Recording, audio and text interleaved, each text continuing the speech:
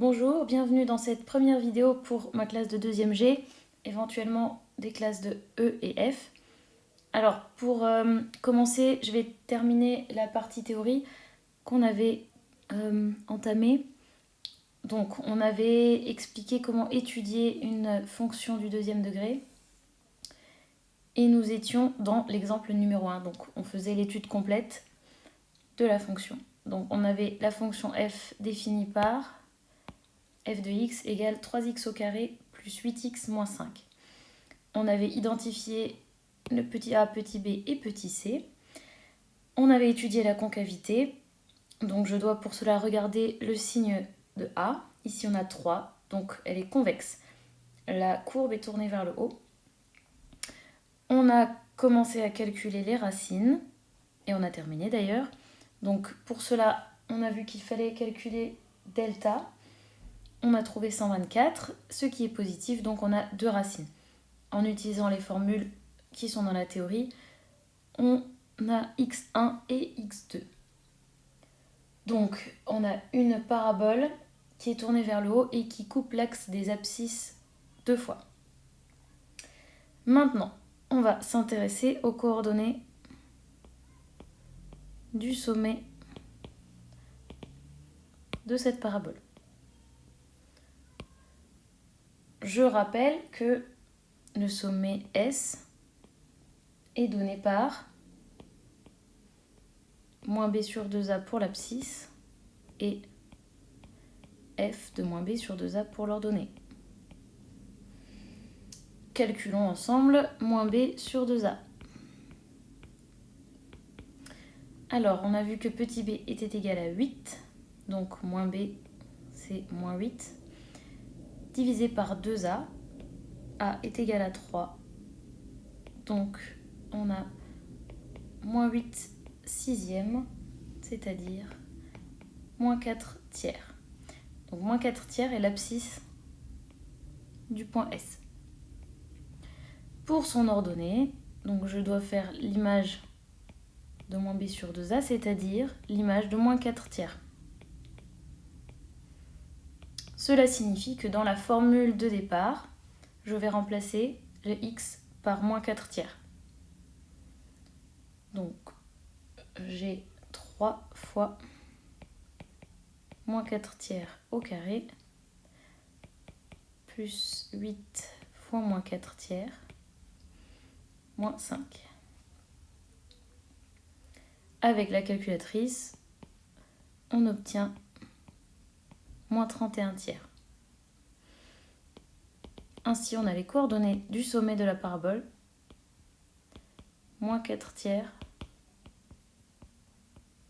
moins 31 tiers.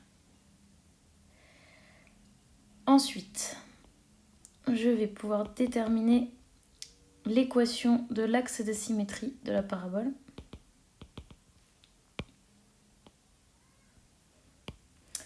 Dans la théorie, on a vu précédemment que l'axe de symétrie était donné par x égale moins b sur 2a.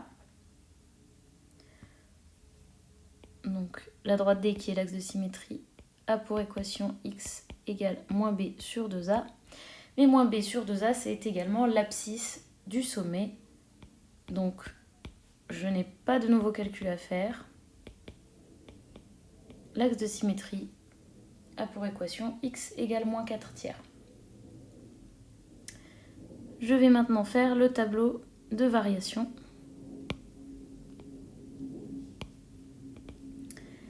La première ligne comporte les x, le domaine de définition et l'abscisse du sommet. Donc ici, moins 4 tiers. La deuxième ligne, quant à elle, va contenir les variations de la fonction f. Alors, je dois relire ce que j'ai écrit à propos de la concavité. C'est une courbe qui est tournée vers le haut. Donc si elle est tournée vers le haut, elle ressemble à ceci. Je vous fais un petit dessin très rapidement. Tournée vers le haut. Donc elle va être d'abord décroissante, puis croissante.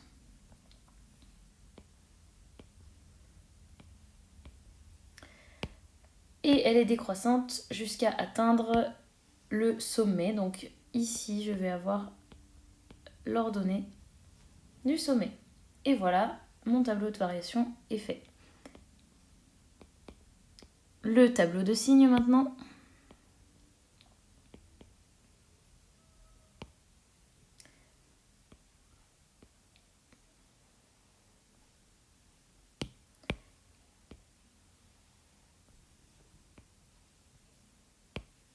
Première ligne, je vais avoir le domaine toujours. Par contre ici, ce n'est pas le sommet qui m'intéresse, mais les racines. Je vais regarder laquelle des deux est la plus petite.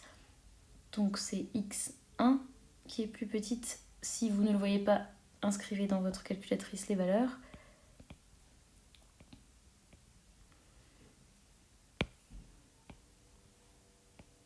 Je vais inscrire le fait que ce soit des racines. Ça veut dire que c'est le point d'intersection avec les ordonnées. Et ça veut dire qu'en ces valeurs, la fonction s'annule. Donc je vais mettre ici les zéros. Alors je vais encore une fois utiliser la concavité pour remplir les signes. Donc c'est une parabole qui est tournée vers le haut comme on l'a vu. Et qui comporte deux racines. Donc j'ai quelque part par ici l'axe des abscisses. Bon, l'axe des ordonnées, pour savoir s'il est plutôt là, ou plutôt là, ou plutôt ici, je dois calculer une valeur approchée des deux racines pour me faire une idée. En l'occurrence, après calculant dans la calculatrice, j'ai quelque chose comme ça. J'ai une racine qui est négative et l'autre qui est positive. On verra ça un peu plus loin. Donc pour les signes, j'ai une courbe donc, qui est tournée vers le haut et qui a deux points d'intersection avec l'axe des x. Alors tout d'abord, elle se trouve au-dessus de l'axe des x, donc j'ai un plus. Ensuite, entre les deux racines, elle est sous l'axe des abscisses, donc j'ai un moins. Et enfin, elle repasse au-dessus de l'axe des x, et donc j'ai un plus. Voilà, pour terminer l'étude de la fonction, il nous reste seulement entre guillemets, à dessiner la courbe. J'ai pas pris des valeurs faciles, mais c'est pour le plaisir.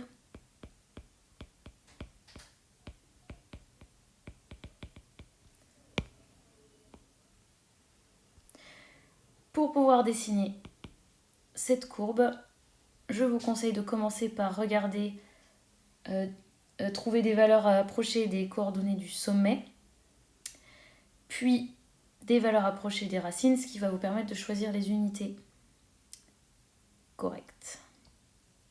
Alors je vais l'écrire sur la feuille d'en dessous.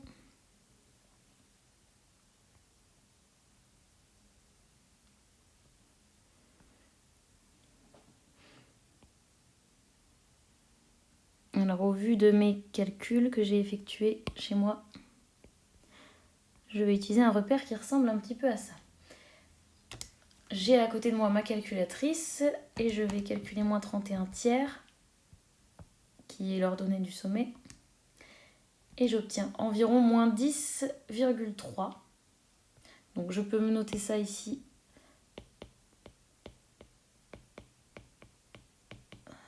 Dans un coin. Pour l'abscisse, moins 4 tiers.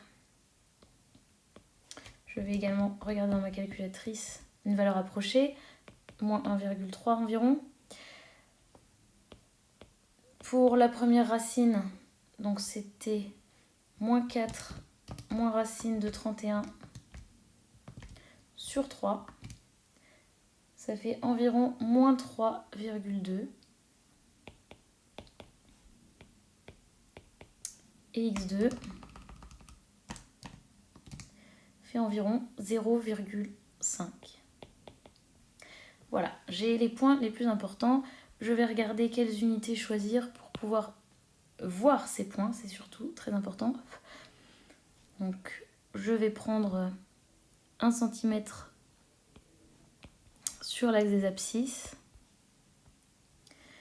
Par contre, étant donné que je dois voir le sommet qui est à moins 10,3, je vais prendre seulement un demi-centimètre comme unité sur l'axe des ordonnées. C'est un choix personnel, ça dépend de la taille de votre feuille et de la taille du dessin que vous voulez faire. Alors, je vais commencer par mettre le sommet. Donc, le sommet se trouve à moins 1,3, moins 10,3 environ. Alors ici, j'ai moins 1, moins 2.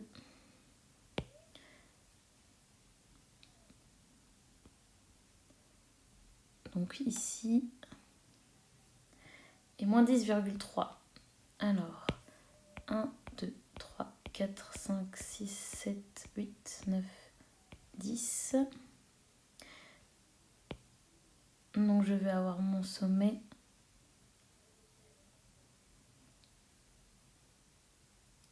par ici environ.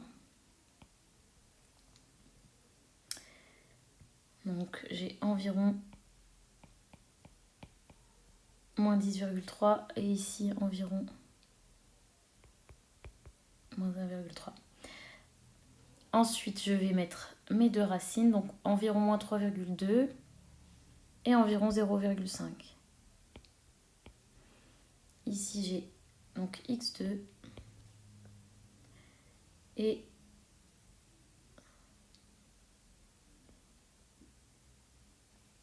pardon, je vais juste mettre plus de graduation. 1, 2, 3. Donc je vais avoir x1 environ ici. Maintenant, donc j'ai les 3 points qui sont importants sur cette courbe. Soit vous sentez l'âme d'un artiste et le courage d'un guerrier et vous tracez directement, ou alors si vous avez besoin, vous faites encore un tableau de valeurs pour avoir des valeurs un peu plus précises. Bon, je vais essayer de tracer directement, comme j'ai la touche annulée, je vais en profiter.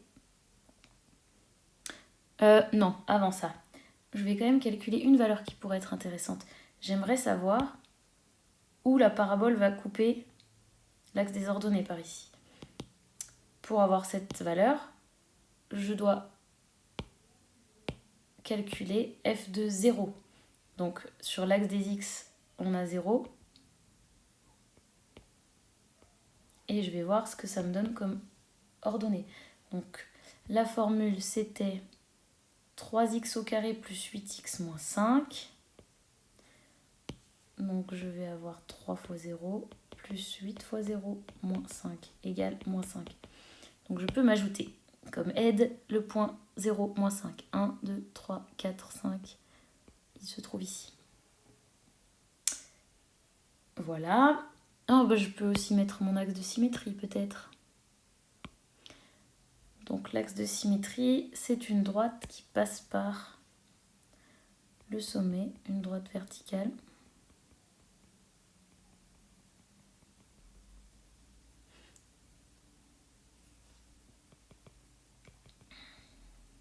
Je suis désolée, sur l'iPad là, je ne suis pas très exacte.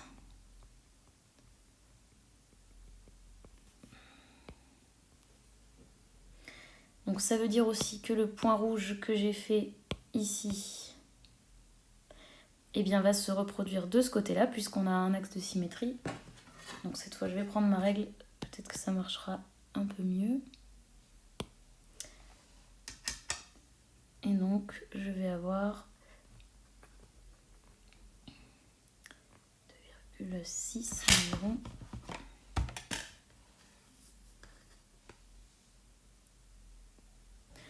Le point qui est ici. Voilà, et maintenant je vais essayer de tracer.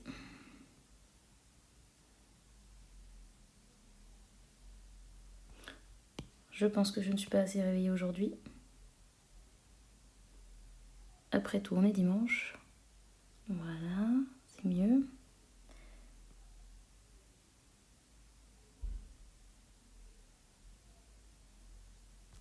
Voilà. Pour terminer, je vais écrire qu'il s'agit de la courbe représentative de la fonction f. Je peux rendre ça encore plus joli en raccourcissant un petit peu mes axes, si besoin, si envie. Et voilà, c'était donc l'exemple 1 de la théorie. Je vais vous donner l'exemple 2 et je le traiterai dans une autre vidéo.